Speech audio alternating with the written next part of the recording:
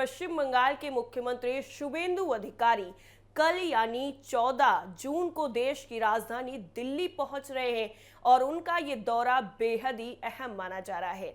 आपको बता दें कि दिल्ली पहुंचते ही मुख्यमंत्री शुभेंदु अधिकारी बागी तृणमूल कांग्रेस सांसदों के साथ एक बेहद ही अहम और बड़ी बैठक करने वाले हैं। ये मुलाकात कल होगी और इसके ठीक बाद बागी सांसद लोकसभा स्पीकर से भी मुलाकात करने वाले हैं। इस पूरे घटनाक्रम की पुष्टि खुद बागी टीएमसी सांसद जगदीश बसुनिया ने की है। आपको बता दें, राजनीतिक गलियारों में इस बैठक को लेकर हलचल काफी ज्यादा तेज हो गई है। मुख्यमंत्री शुभेंदु अधिकारी का दिल्ली दौरा और बागी सांसदों से मुलाकात एक सोची समझी रणनीति का हिस्सा भी माना जा रहा है।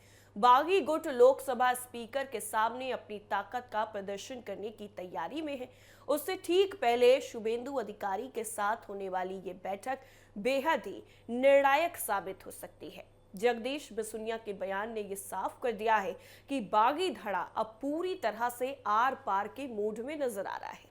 बागी टीएमसी सांसदों की लोकसभा स्पीकर के साथ होने वाली बैठक से ठीक पहले ये मुलाकात होगी और माना जा रहा है कि इस बैठक में भविष्य की रूपरेखा भी तय की जाएगी।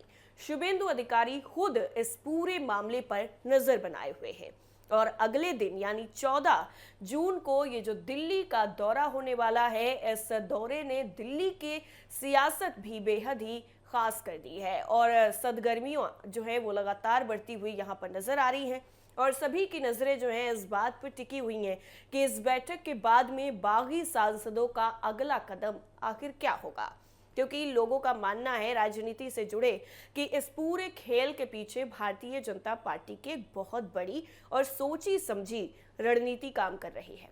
पश्चिम बंगाल में अपनी सरकार बनाने के बाद भाजपा अब दिल्ली में भी ममता बनर्जी को पूरी तरीके से कमजोर कर देना चाहती है।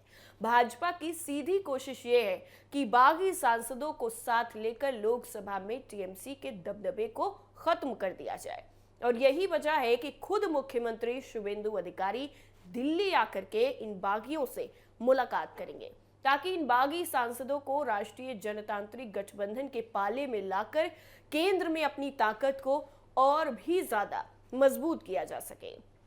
वहीं दूसरी तरफ तृणमूल कांग्रेस इस समय अपने सबसे बुरे दौर से गुजर रही है। ये बिल्कुल भी कहना गलत नहीं होगा, क्योंकि पार्टी की हालत एक के बाद एक ढहते ताश के पत्ते की जैसी हो गई है।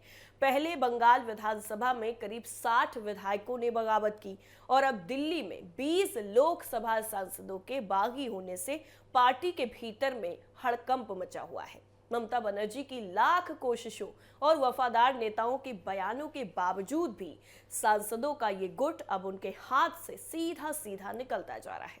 पार्टी के भीतर मची इस भगदड़ ने नेतृत्व को बेबस कर दिया है और टीएमसी इस समय बुरी तरीके से बैकफुट पर नजर आ रही है।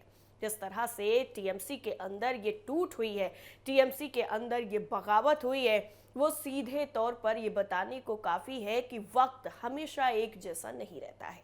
कभी सत्ता में रहने वाली ममता बनर्जी आज उनके ही जो नेता हैं, उनके ही जो सांसद हैं, वो सीधे तौर पर उनके ही खिलाफ नजर आ रहे हैं। तो ये वक्त का खेल है कि टीएमसी अब अपने सबसे बुरे दौर से इस वक्त गुजर रही है। अब सभी की नजरें इस पर भी हैं कि क्या ममता बनर्जी इस सिचुएशन से खुद को उभार पाएंगी, क्या टीएमसी को वो बचा पाएंगी या फिर ताश के पत्तों की तरह टीएमसी पूरी तरीके से ढह जाएगी।